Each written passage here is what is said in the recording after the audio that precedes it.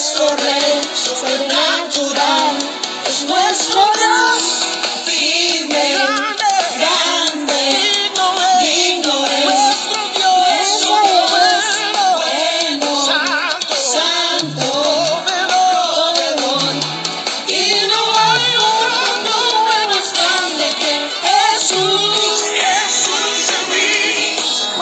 ayer y por siempre. Bienvenidos a tu devocional. Hace tanto nos enseñó Jesucristo. Un devocional del Centro de Fe y Esperanza La Calera, Huasca y San Luis.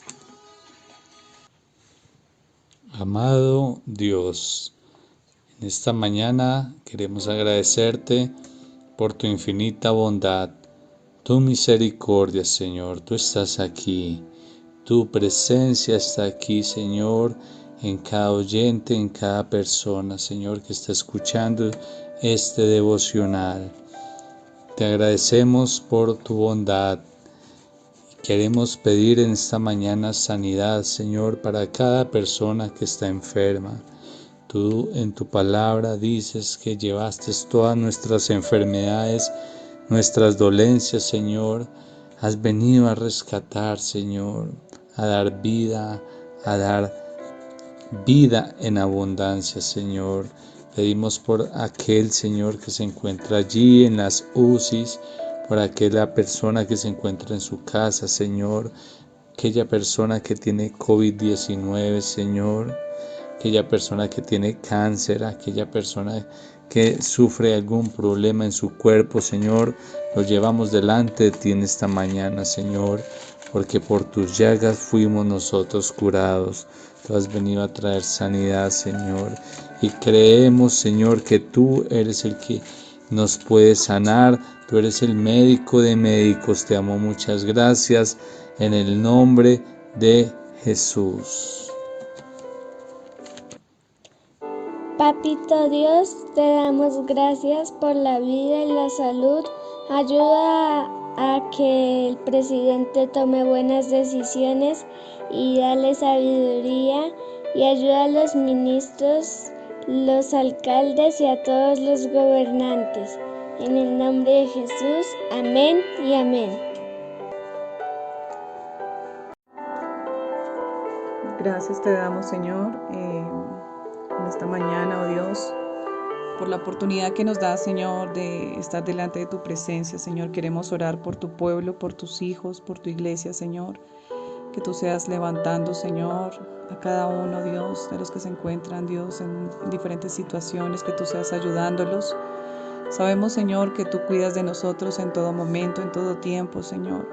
Oramos, Dios mío, por un despertar, por un avivamiento, Señor, especial en cada vida, en nuestros corazones, Señor, que anhelemos buscar tu rostro.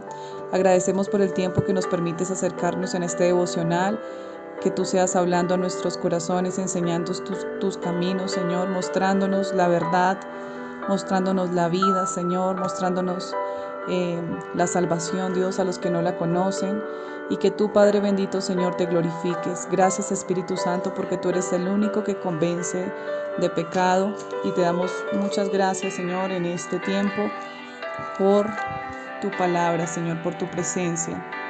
Gracias, Padre bendito, en el nombre de Jesús. Amén y amén.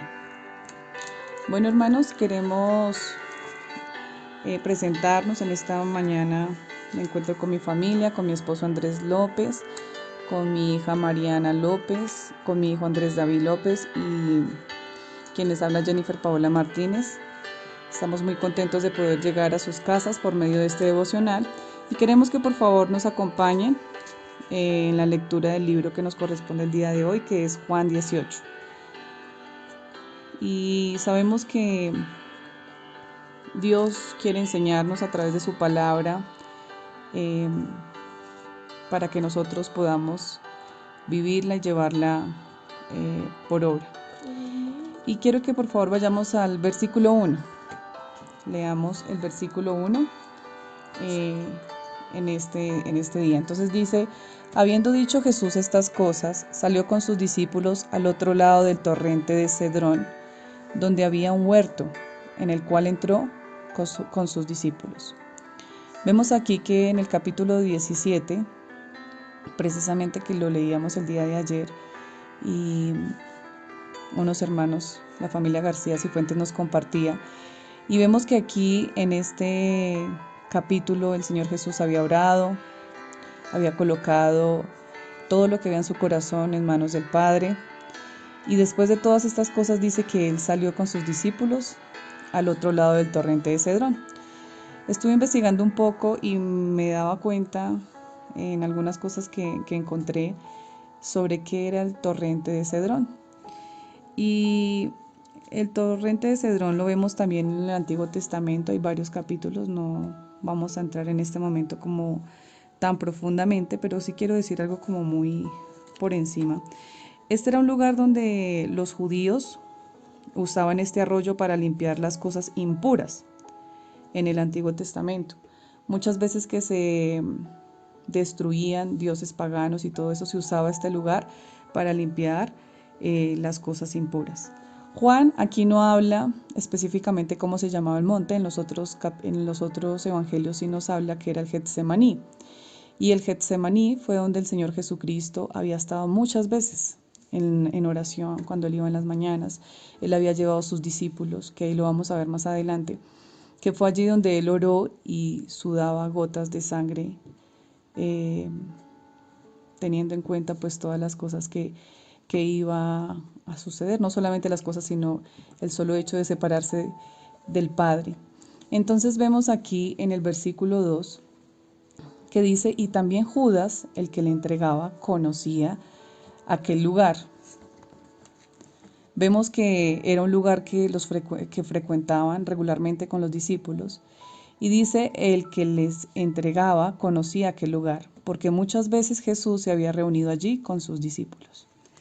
Entonces vemos, y de pronto de alguna u otra manera podemos decir, el Señor caminó, se mojó. Yo creo que en ese momento el arroyo estaba seco, no estaba muy profundo en ese momento, y Jesús debe haber caminado por ahí. Si nosotros vemos de pronto una representación que Jesús pasó por esas aguas, no era porque Jesús tuviera pecado, fuera limpio, porque realmente esto tiene como un significado un poco más allá, sino porque Jesús iba a cargar con nuestro pecado, y vemos que Jesús pasó por estas aguas que eran usadas por los judíos en el Antiguo Testamento para limpiar las cosas impuras. No solamente Jesús, sino también sus discípulos. Ahora quiero que por favor vayamos al versículo 3. Él fue allí con un grupo de soldados romanos y guardias del templo, enviados por los jefes de los sacerdotes y los fariseos. Llevaban lámparas, antorchas y armas. Entonces aquí vemos que Judas dice que en la versión Reina Valera, dice que Judas, pues, tomando una compañía de soldados y alguaciles, de los principales sacerdotes y de los fariseos, fue allí con linternas y antorchas y con armas. La versión anterior que estábamos leyendo era la PDT. Pero quiero centrarme un poquito aquí, porque cuando nosotros vemos y se habla de las compañías de los soldados, más o menos se decía que eran 600 soldados. La cantidad de soldados cuando se hablaba de la compañía se refería a 600, o sea que era bastante gente. Habla también de alguaciles, habla también de sacerdotes, principales sacerdotes y de los fariseos. Entonces vemos que ese día, vemos que eran bastantes personas las que estaban allí. Prácticamente se puede decir que eran más o menos como unas 1000 personas los que iban esa noche a arrestar a Jesús. Ahora quiero que por favor vayamos al versículo 4 y 5. Pero Jesús, sabiendo todas las cosas que le habían de sobrevenir, se adelantó y les dijo, ¿a quién buscáis? Le respondieron, a Jesús Nazareno. Jesús les dijo, yo soy. Y estaba también con ellos Judas, el que le entregaba. Aquí vemos que si nosotros nos ponemos a analizar un poco, vemos que Jesús realmente esto lo hizo de estar en este lugar que Judas lo pudiera encontrar de una manera muy fácil. Realmente esto lo hizo de adrede, lo hizo voluntariamente, porque sabía que Judas iba a ir a encontrarlo a ese lugar. Era necesario que se cumpliera la palabra que ya había sido escrita con anterioridad de que él iba a ser entregado por un hombre, precisamente un hombre que era de su confianza, que era Judas. Y vemos que él aquí se adelanta frente a toda esa multitud y le dice, bueno, ¿ustedes a quién buscan? Algo interesante que veía es cuando en el versículo 6 dice, y cuando les dijo, yo soy, retrocedieron y cayeron a tierra. Es una pregunta que el Señor Jesús primero les dice en el versículo 4, ¿a quién buscáis? Y ellos inmediatamente, me imagino la bulla, a pesar de que era oscuro y todo esto, había mucha gente, llevaban linternas, luces. Los soldados, específicamente, ellos iban con armas. Los soldados iban armados, con sus espadas, bueno, con todo su armamento. Y vemos que allí Jesús les dice, yo soy. Pero dice en el versículo 6 que retrocedieron y se cayeron a tierra. O sea, literalmente dice que ellos se cayeron a tierra. No está diciendo que algunos retrocedieron, dicen retrocedieron prácticamente las 1000 personas, la cantidad de personas que iban a arrestar a Jesús, cayeron a tierra. ¿Por qué quiero hacer un alto en esta parte? Porque cuando nosotros vemos aquí que él habla del yo soy, aquí se está identificando Jesús como Dios, como Jehová, que es lo que significa yo soy. Vemos aquí que hay una conectividad espiritual impresionante, que esto genera algo sobre esta multitud y es que ellos caigan a tierra sobre el nombre de Jehová, porque realmente Él es el Dios poderoso. Si ustedes se dan cuenta, si Jesús con 2 palabras hizo que una multitud, porque realmente ya era una multitud, si solamente 600 ya es bastante personas, ya es multitud, con 2 palabras, con el hecho de decir yo soy, retrocedieron y cayeron a tierra, el Señor había podido decir otras 2 palabras y destruirlos, pero Él no lo hizo. Y era algo que de pronto en ese momento generaba controversia con los que estaban con Jesús, porque ellos no sabían qué era lo que iba a suceder. Acababan de salir de una oración especial, de un tiempo especial, precisamente este era el viernes de Pascua, habían estado en fiesta, entonces, y ver ahora que iban a arrestar a su maestro era algo que de pronto generó en ellos miedo, temor, que eso lo vamos a ver un poquito más adelante. El versículo 7 dice, volvió pues a preguntarles, ¿a quién buscáis? Y ellos dijeron, a Jesús Nazareno. Respondió Jesús, os he dicho que yo soy, vuelve a decir el Señor. Entonces aquí, el versículo 10, entonces Simón Pedro, que tenía una espada, la desenvainó e hirió al siervo del sumo sacerdote y le cortó la oreja derecha, y el siervo se llamaba Malco. Aquí vemos que Juan hace una descripción muy exacta del nombre, porque es el único que la realiza en medio de todos los otros evangelios. No se nombra quién era la persona que había sido afectada. Pero vemos aquí que la intención de Pedro no era solo quitarle la oreja, o sea, la intención de Pedro era matarlo. Pero Pedro no era un soldado, Pedro no era un hombre que peleara con armas ni nada de eso, Pedro era un pescador. Y el Señor Jesús le dice, pero ¿qué necesidad tienes de tú hacer esto? Señor, sana a Malco. Y le dice algo específicamente a Pedro. Le dice, Jesús entonces dijo a Pedro, mete tu espada en la vaina, la copa que el Padre me ha dado no la he de beber. Entonces aquí el Señor Jesús muestra que este gran momento donde Él es entregado por Judas, este gran momento donde Él debía ser arrestado, Él todo lo tenía bajo control. No había ningún detalle que se hubiera salido de las manos. El Señor sabía que Pedro iba a reaccionar de esta manera. Fue el único que reaccionó en cierta manera en ese momento porque tuvo miedo, tuvo temor. Pudo haber sido de pronto porque él siempre quería sobresalir y él acababa de hacerle una promesa al Señor Jesús, que era que hasta su vida le iba a entregar por él. Entonces vemos que muchas veces nosotros nos podemos identificar con Pedro, nos podemos identificar aún con los discípulos que no hicieron nada porque sintieron miedo, sintieron temor.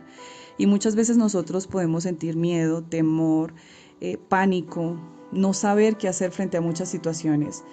Pero si nosotros vemos, el Señor siempre tiene el control de todo.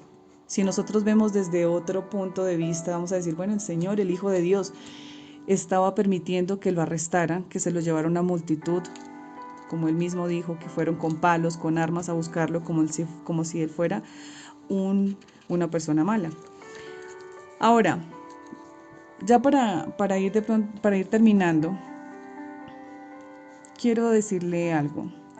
Si ustedes miran el papel que hacían en ese momento los discípulos o la manera como estaban actuando los discípulos, podemos hacernos la pregunta, ¿fue la correcta? Nosotros en este momento sabemos realmente, porque los discípulos eran los discípulos del Señor Jesús, los discípulos del Maestro, pero en ese momento ellos no supieron qué hacer, en ese momento ellos no supieron cómo actuar.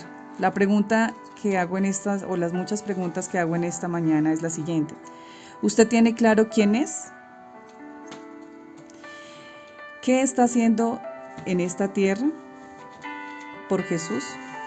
Tercera pregunta, ¿cuál es el propósito de tu vida? Hay una cuarta pregunta, ¿qué pretendemos hacer cada día? Hay una quinta pregunta, ¿a dónde nosotros vamos? Y algo que nosotros debemos recordar es lo siguiente, mis amados. Jesús vino para establecer un reino y en el reino de Dios hay un lugar muy especial para cada uno de nosotros. Así como Él dice en el versículo 9, dice, para que se cumpliese aquello que había dicho, de los que me diste no perdí ninguno. El Señor le dice a ellos, déjalos ir, deja ir a estos. Y era con el propósito para no perder a ninguno. ¿Tú crees que el Señor no tiene un plan para que tú no te pierdas? Claro. El Señor dice que Él ha venido a establecer su reino y que en el reino de Él hay un lugar para ti. Recuérdalo siempre. Que nuestra identidad nunca se pierda, sin importar esa circunstancia que nosotros estemos pasando, sin importar esa situación que nosotros estemos viviendo, que nuestra identidad nunca se pierda, aunque se vea muy grande el problema, aunque se vea imposible de solucionar, recuerda siempre que el Señor no quiere que ninguno se pierda. Recordemos, mis amados, que Jesús es el mismo ayer y hoy y por siempre.